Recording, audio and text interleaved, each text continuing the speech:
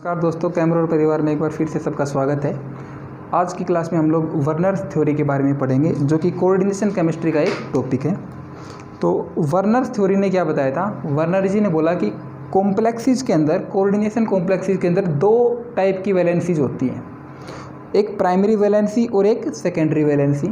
Primary valency क्या करती है? वो चार्ज को बैलेंस करती है, और सेकेंडरी वैलेंसी वो सभी लिगेंड्स जो कोऑर्डिनेशन स्फीयर के अंदर है वो सेकेंडरी वैलेंसी को सेटिस्फाई करेंगे। तो इसको धीरे धीरे हम लोग पढ़ते हैं। तो वर्नर थ्योरी ने क्या बताया था? वर्नर ने बताया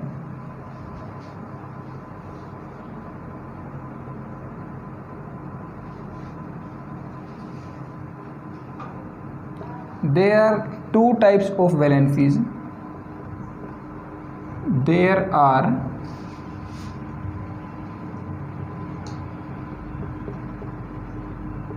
two types of valencies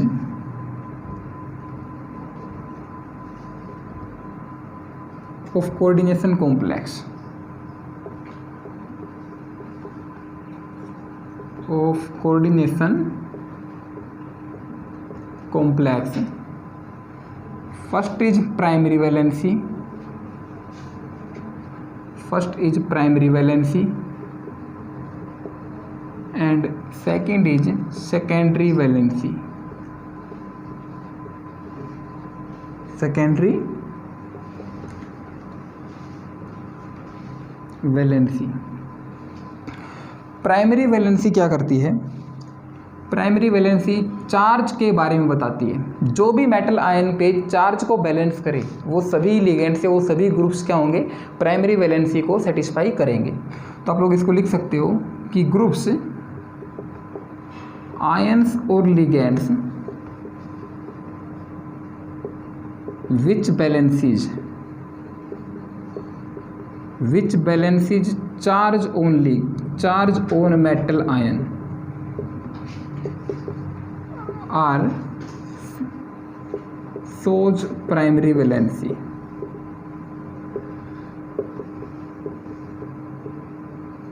shows primary valency।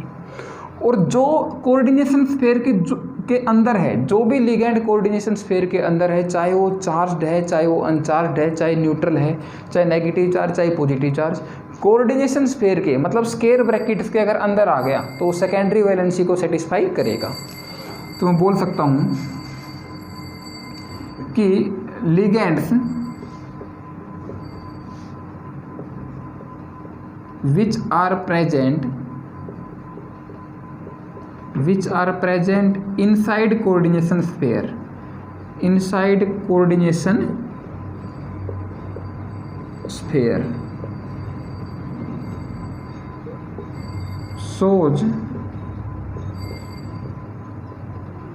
shows secondary valency।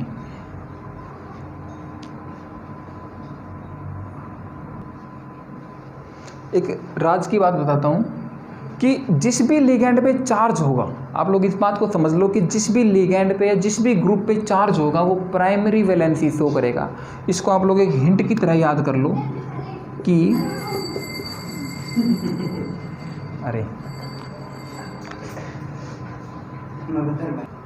तो हिंट की तरह याद कर लो कि जिस पे भी चार्ज आ गया, जिस भी ग्रुप पे, वो प्राइमरी वैलेंसी को सेटिस्फाई कर रहा है। बोल सकता हूँ कि any group which is charged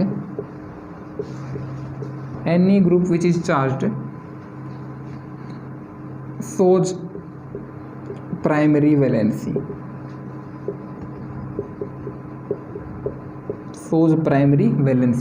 अब एक एग्जांपल से हम इस चीज़ को समझते हैं। For example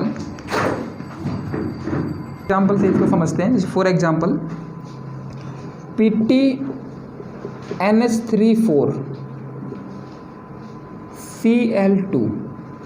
Cl2। ध्यान से देखो इस चीज़ को। Pt के साथ 4 NH3 कहाँ पे है? इसके साथ जो है 4 NH3 प्रेजेंट है कोऑर्डिनेशन स्फीयर के अंदर। जो स्क्वायर ब्रैकेट से लिखा है वो क्या है? Coordination sphere. ये वाला कोऑर्डिनेशन स्फीयर है। तो जो भी चीज़ कोऑर्डिनेशन स्फीयर के अंदर आ जाए वो सेकेंडरी वैलेंसी को सेटिस्फाई करेगी। किसको सेटिस्फाई करेगी? सेकेंडरी वैलेंसी को। और जो चार्ज को बैलेंस करे वो क्या होगी? प्राइमरी वैलेंसी को सेटिस्फाई करेगी। ध्यान से देखो, NH3 मतलब अमोनिया, अमोनिया पे कोई चार्ज नहीं होता, इसका चार्ज से कोई लेना देना नहीं है। लेकिन क्लोरीन जो कि बाहर है, इसके ऊपर कितना चार्ज होगा? -1। एक क्लोरीन पे टोटल चार्ज कितना हो गया? -2। इसके कारण कॉम्प्लेक्स पे चार्ज क्या आएगा? +2। तो +2 कॉम्प्लेक्स पे, तो पिट्टी पे भी कितना चार्ज आएगा? +2। क्योंकि देखो NH3 पे तो 0 चार्ज, तो मैं बोल देता हूँ कि इसका पीटी पे चार्ज में मान लेता हूँ x है।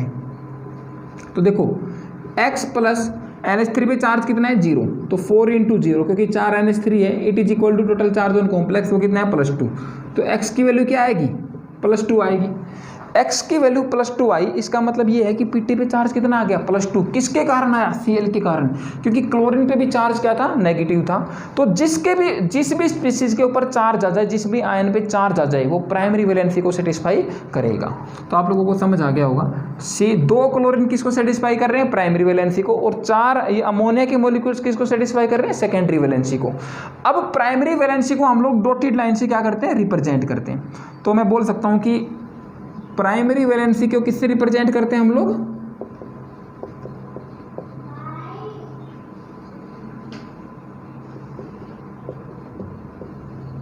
Bye dotted line. और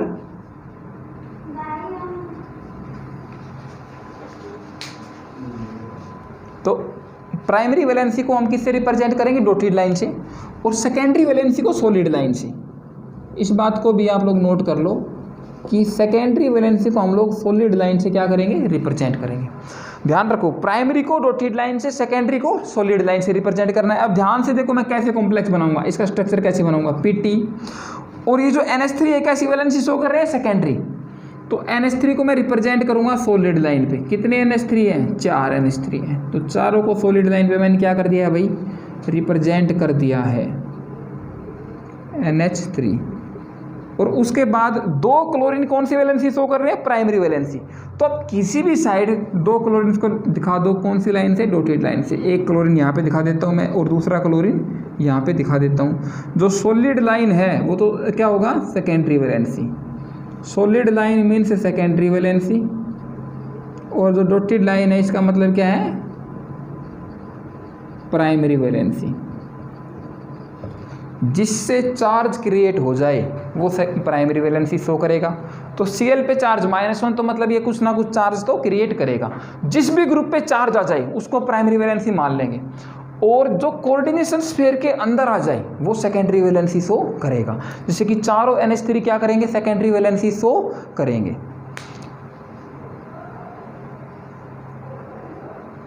क्योंकि वो चारों कोऑर्डिनेशन स्फीयर के अंदर आ रहे हैं। कोऑर्डिनेशन स्फीयर को हम लोग स्क्वायर ब्रैकेट से रिप्रेजेंट करते हैं। अब जैसे एक और एग्जांपल मैं देखता हूँ। प्राइमरी वैलेंसी वो जो चार्ज को सेटिस्फाई करे। इस मान लो फॉर एग्जांपल अभी क्वेश्चन आ जाए कि CONH3 Cl2 ये कॉम्प्लेक्स है। अब यहाँ पे देखो, मैं अगर चार्ज देखना चाहूँ इस पे, अगर मैंने x बोल दिया, 4 NH3 पे चार्ज क्या है? अमोनिया पे चार्ज 0 होता है, तो इसकी वजह से कोई भी चार्ज क्रिएट नहीं होगा। लेकिन क्लोरीन पे चार्ज कितना होता है? -1। तो 2 क्लोरीन पे चार्ज कितना हो जाएगा? -2। तो -2 it will be equal to total charge on the complex कितना है? 0। It will be equal to total charge on the complex, so x will be equal to +2। तो कोबाल्ट पे चार्ज क्रिएट हुआ किसके कारण? क्लोरीन के कारण। तो क्लोरीन ने यहाँ पे कौन सी वैलेंसी शो करी? प्राइमरी। अच्छा, मैंने बोला जो भी लिगैंड प्रेजेंट है कोऑर्डिनेशन स्फीयर के अंदर वो सेकेंडरी वैलेंसी शो करेगा। तो क्लोरीन भी तो कोऑर्डिनेशन स्फीयर के अंदर है, तो इसने सेकेंडरी वैलेंसी भी शो करी। देखो ध्यान से, क्लोरीन पे चार्ज है तो प्राइमरी, और ये कोऑर्डिनेशन स्फीयर के अंदर है तो इसने सेकेंडरी भी शो करी। और अमोनिया कोऑर्डिनेशन स्फीयर के अंदर है तो मतलब इसने सेकेंडरी वैलेंसी शो करी है। इसका अगर मैं स्ट्रक्चर बनाऊं तो देखो किस तरीके से बनेगा। इसका स्ट्रक्चर अगर मैं बनाऊं तो कोबाल्ट, और हम लोग दिखा देते हैं NH3, 4 तो अमोनिया लग रहे हैं इसके चारों तरफ, जो कि सेकेंडरी वैलेंसी को सेटिस्फाई कर रहे हैं। सॉलिड लाइन से इसको हमने रिप्रेजेंट कर दिया। अब 2 क्लोरीन है। एक क्लोरीन जो है क्लोरीन जो है वो प्राइमरी वैलेंसी भी शो कर रहा है और सेकेंडरी भी, क्योंकि ये चार्ज को भी बैलेंस कर रहा है और कोऑर्डिनेशन स्फीयर के अंदर भी है। तो क्लोरीन को हम लोग लिखेंगे इस तरीके से, सॉलिड लाइन ने रिप्रेजेंट किया किसको, सेकेंडरी वैलेंसी को, इसके साथ ही लगा देंगे क्या, डॉटेड लाइन भी। तो डॉटेड लाइन मतलब कि इसने प्राइमरी को भी सेटिस्फाई कर रखा है और सेकेंडरी को भी। अच्छा, इसके बाद नेक्स्ट देखो, दूसरा क्लोरीन हम लोग इस तरीके से दिखाएंगे Cl। तो ये जो दिखा दिया मैंने, डॉटेड लाइन ने किसको रिप्रेजेंट किया है भाई, प्राइमरी को, प्राइमरी वैलेंसी, और जो इसकी सॉलिड लाइन है इसने किसको किया है, सेकेंडरी वैलेंसी को। तो मतलब क्लोरीन दोनों टाइप की वैलेंसीज को सेटिस्फाई कर रहा है। ये कोऑर्डिनेशन स्फीयर के अंदर भी आ रहा है और क्लोरीन पर चार्ज भी क्रिएट हो रहा है, तो ये दोनों टाइप की वैलेंसीज को सेटिस्फाई करेगा।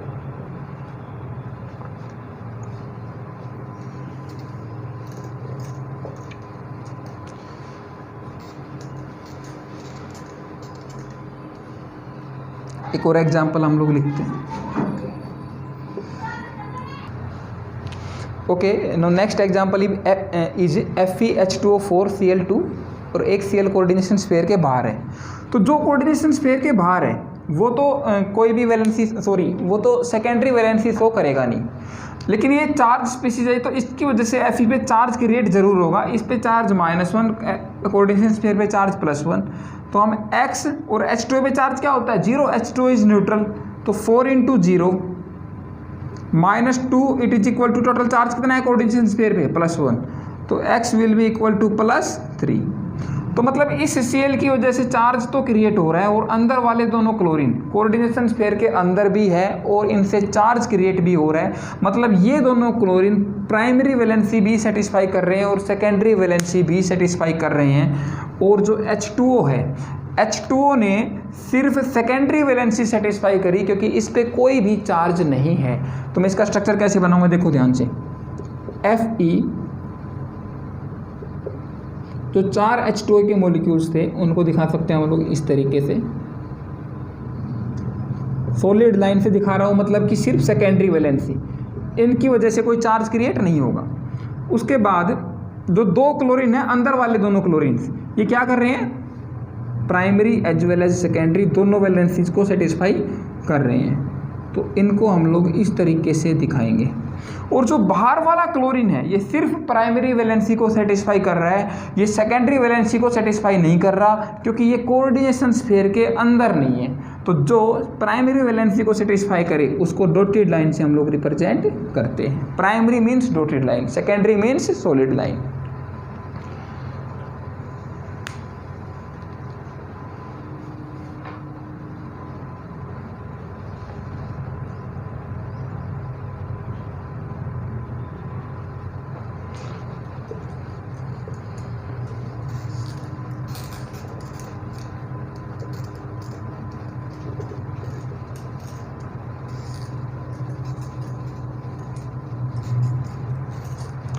ओके, नेक्स्ट चीज, मान लो कि मेरे पास एक कंपाउंड था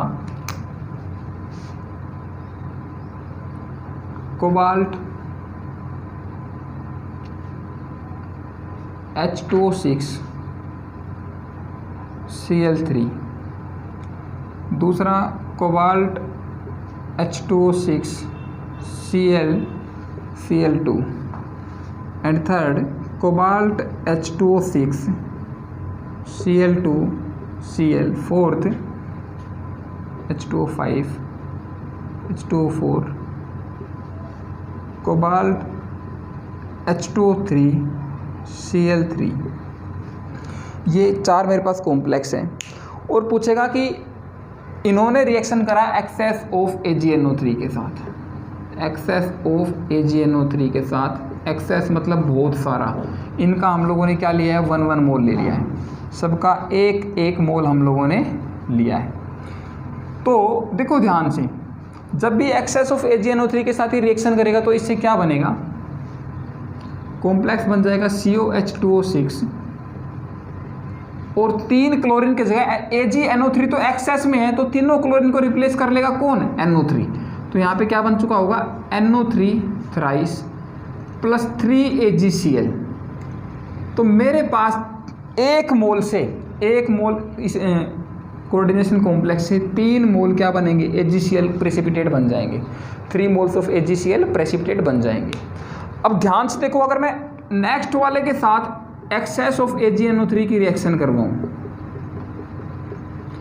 तो इस बार जो अंदर वाला क्लोरीन है वो इसके साथ कंबाइन नहीं होगा, सिर्फ जो बाहर वाले कोऑर्डिनेशन स्फीयर के बाहर वाले दोनों क्लोरीन्स हैं वो Ag के साथ कंबाइन होंगे, क्योंकि जब भी मैं इस कोऑर्डिनेशन कॉम्प्लेक्स को पानी में डालूंगा एक्वस कंडीशंस के अंदर, तो ये अंदर जो होता है कोऑर्डिनेशन स्फीयर के वो आयंस में नहीं टूटता है। ये हमने पहली क्लास में ही पढ़ लिया था। कोऑर्डिनेशन कॉम्प्लेक्स का मतलब यही होता है कि जब भी इसको पानी में डाला जाए तो ये पूरा आयन एक साथ एग्जिस्ट करेगा, Cl बाहर नहीं निकलेगा, सिर्फ ये दोनों क्लोरीन क्या होंगे, अलग। तो मेरे पास यहाँ पे AgCl के कितने मोल्स बनेंगे, इस बार सिर्फ 2 मोल्स AgCl के बनेंगे। तो COH2O5 और जो अंदर वाला क्लोरीन है वो यहीं पे रहेगा, और दोनों बाहर वाले क्लोरीन को कौन NO3 क्या कर देगा, डिस्प्लेस कर देगा।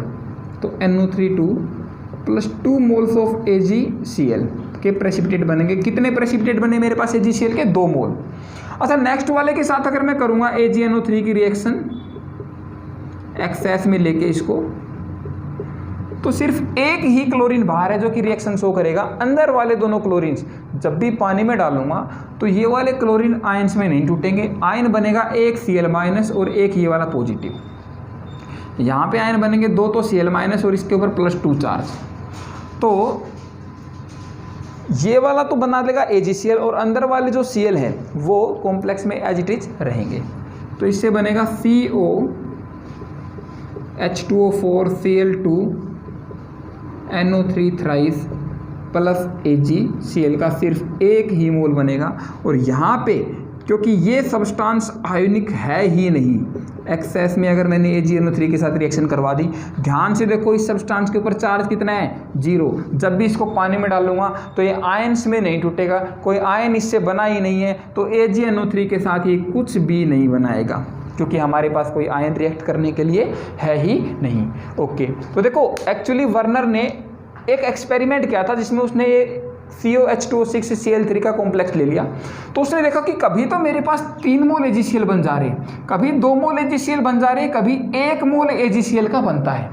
तब उसने दिमाग लगाया कि कुछ क्लोरीन जो है वो सेकेंडरी वैलेंसी को भी सेटिस्फाई कर रहे हैं, प्राइमरी तो कर ही रहे हैं क्योंकि उन पे चार्ज है, प्राइमरी के साथ सेकेंडरी भी सेटिस्फाई कर रहे हैं, तो वो पानी में डालने पे आयंस में नहीं टूटेंगे। अगर पानी में डालने पे आयंस में नहीं टूटेंगे तो मतलब कि सिर्फ बाहर वाले क्लोरीन रिएक्ट करेंगे और ये कॉम्प्लेक्स पूरा एज इट इज रहेगा। तो इस तरीके से हम पता लगा सकते हैं कि अगर 3 AgCl के प्रेसिपिटेट बन गए तो मतलब कि 3 क्लोरीन बाहर थे कोऑर्डिनेशन स्फीयर से। तो इस तरीके से हम लोग पता लगा सकते हैं।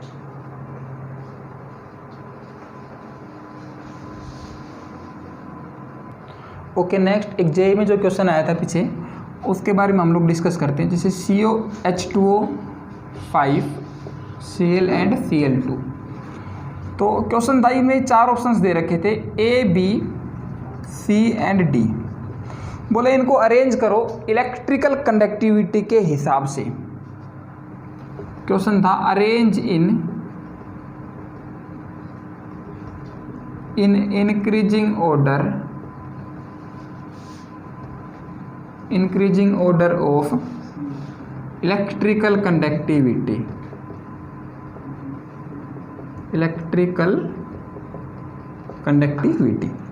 अब ध्यान से देखो कि इसका आंसर कैसे होगा। बिल्कुल सिंपल क्वेश्चन है। जब इसको पानी में डालूंगा, जैसे इसको एक्वस कंडीशंस में डालूंगा, इसके क्या क्या आयन प्रोड्यूस होंगे, इससे बनेंगे और ए ऑप्शन से बनेंगे 3Cl- प्लस कॉम्प्लेक्स बनेगा COH2O6 और इसके ऊपर 3 पॉजिटिव चार्ज, 4 आयन बन गए, एक पे 3 पॉजिटिव चार्ज भी है। अच्छा, इसको अगर मैं पानी में डालूंगा तो ये आयोनाइज होगा, सेकंड वाला ऑप्शन जो था। तो इससे क्या बनेंगे, 2 तो बन जाएंगे Cl- आयंस प्लस एक बन जाएगा COH2O5 Cl2 पॉजिटिव चार्ज। इसी तरीके से अगर मैं फोर्थ वाले को आयोनाइज करूँगा तो इससे देखो फोर्थ वाला तो आयोनाइज हो ही नहीं सकता है क्योंकि इसके अंदर कोई भी क्लोरीन जो है वो कोऑर्डिनेशन स्फीयर से बाहर नहीं है, तो इसके अंदर तो कोई भी आयन ही नहीं बनेगा, कोई आयन नहीं, तो इसकी इलेक्ट्रिक कंडक्टिविटी कितनी होगी, 0। अब जिसके आयन ज़्यादा बने उसकी कंडक्टिविटी क्या होगी, ज़्यादा। तो इसमें कितने आयन बने हैं टोटल, 4, 3 + 1, इसमें कितने बने? 3 आयन बने टोटल। तो जिससे आयन ज़्यादा बने उसकी कंडक्टिविटी भी क्या होगी? ज़्यादा। तो सबसे ज़्यादा कंडक्टिविटी किसकी? ए की, फिर बी की, फिर सी की, फिर डी की। तो मैं बोल सकता हूँ कि इलेक्ट्रिकल कंडक्टिविटी का जो ऑर्डर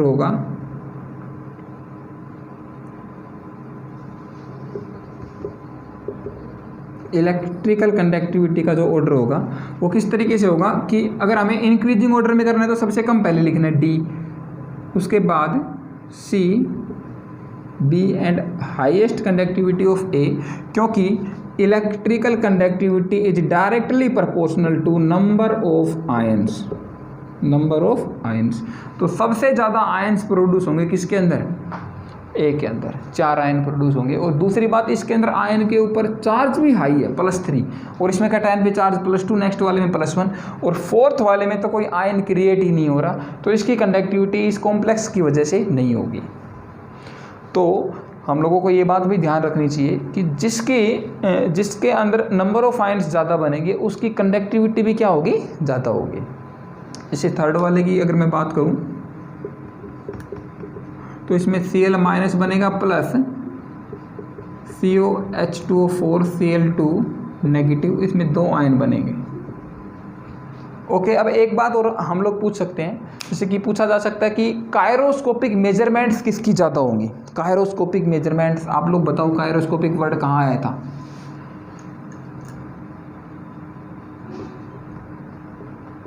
कायरोस्कोपिक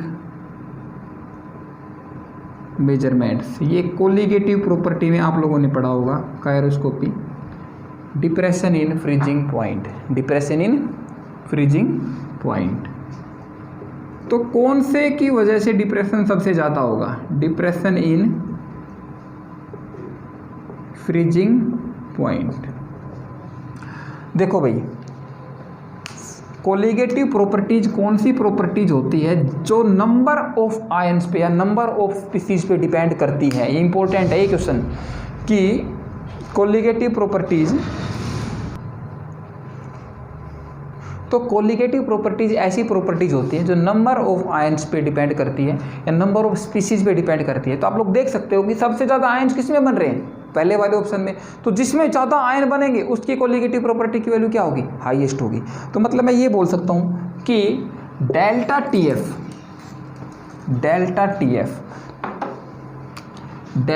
टीएफ जो होगा वो सबसे ज़्यादा किसके लिए होगा? ए के लिए, फिर उससे कम किसके लिए होगा? बी के लिए, then C and then D.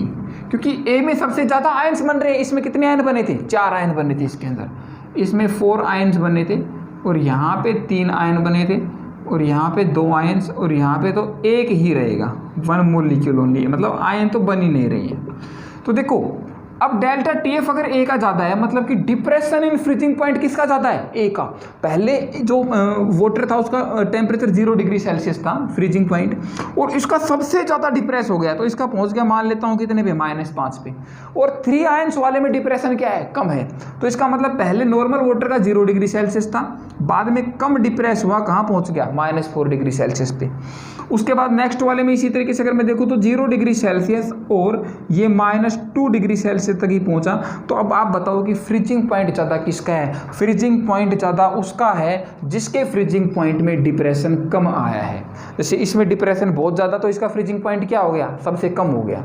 इस बात को आप लोग हमेशा उल्टा करोगे, जैसे डेल्टा टीएफ की वैल्यू ए के लिए ज़्यादा है, मतलब डिप्रेशन इन फ्रीजिंग पॉइंट तो किसके लिए ज़्यादा होगा? ए के लिए, क्योंकि ए में नंबर ऑफ आयंस ज़्यादा है। लेकिन अगर किसी ने फ्रीजिंग पॉइंट पूछ लिया कि फ्रीजिंग पॉइंट किसका ज़्यादा होगा, तो उल्टा हो जाएगा।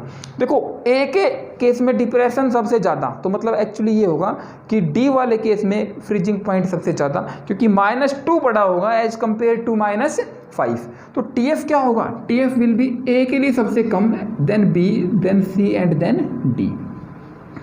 तो इसको बोलते हैं कायरोस्कोपिक मेजरमेंट्स। अच्छा, इसी तरीके से आप लोग बोलोगे कि डेल्टा टीबी का ऑर्डर भी सेम ही रहेगा, क्योंकि जिसमें नंबर ऑफ आयंस ज़्यादा उसके लिए कोलिगेटिव प्रॉपर्टी की वैल्यू भी क्या होगी? ज़्यादा होगी। तो डेल्टा टीबी की वैल्यू क्या होगी भाई? ए के लिए सबसे ज़्यादा, फिर बी के लिए, फिर सी के लिए, फिर डी के लिए। अब देखो, कॉमन सेंस लगानी है। नॉर्मल जो प्योर वाटर होता है, एक्वस कंडीशन मतलब कि हम लोग पानी में घोल रखा है हमने इन सबको, तो नॉर्मल वाटर का टेम्परेचर कितना होता है? Boiling point 100 degree Celsius. और एलिवेशन, एलिवेशन मतलब कि बढ़ गया, एलिवेशन इन बॉइलिंग पॉइंट सबसे ज़्यादा किसके केस में है, ए के केस में, तो यहाँ पे पहुँच गया 105 डिग्री सेल्सियस, और दूसरे वाले केस में थोड़ा कम पहुँचेगा 104, नेक्स्ट वाले में 103, और नेक्स्ट वाले में 101 ही मान लो।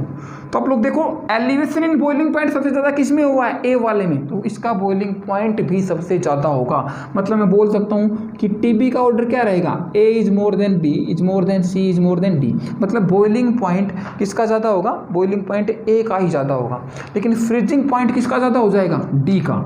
ये बहुत इंपॉर्टेंट कंसेप्ट है और ये कंपटीशन एग्जाम्स में इसी चैप्टर में नहीं काफ़ी बार यूज होता है यही कंसेप्ट। आप लोग गलती क्या करोगे कि डेल्टा टी एफ की वैल्यू सबको पता है कि ए के लिए ज़्यादा होगी, तो आप टी एफ भी ए को ही ज़्यादा बता दोगे, लेकिन डेल्टा टी एफ मतलब कि फ्रीजिंग पॉइंट डिप्रेस हो गया ए का सबसे ज़्यादा, तो सबसे ज़्यादा अगर डिप्रेस हुआ है तो इसका मतलब इसका फ्रीजिंग पॉइंट सबसे कम हो गया।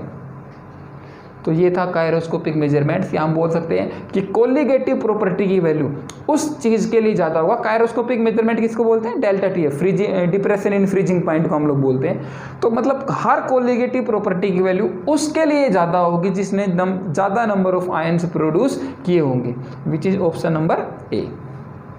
तो ये थी दोनों एप्लीकेशंस ऑफ वर्नर्स थ्योरी, एक तो इलेक्ट्रिकल कंडक्टिविटी और दूसरा कायरोस्कोपिक मेजरमेंट्स, और तीसरा हम लोग बोल सकते हैं कि वो AgCl के मोल्स सबसे ज़्यादा जिसमें बनेंगे उसके अंदर नंबर ऑफ क्लोरीन सबसे ज़्यादा बाहर होंगे।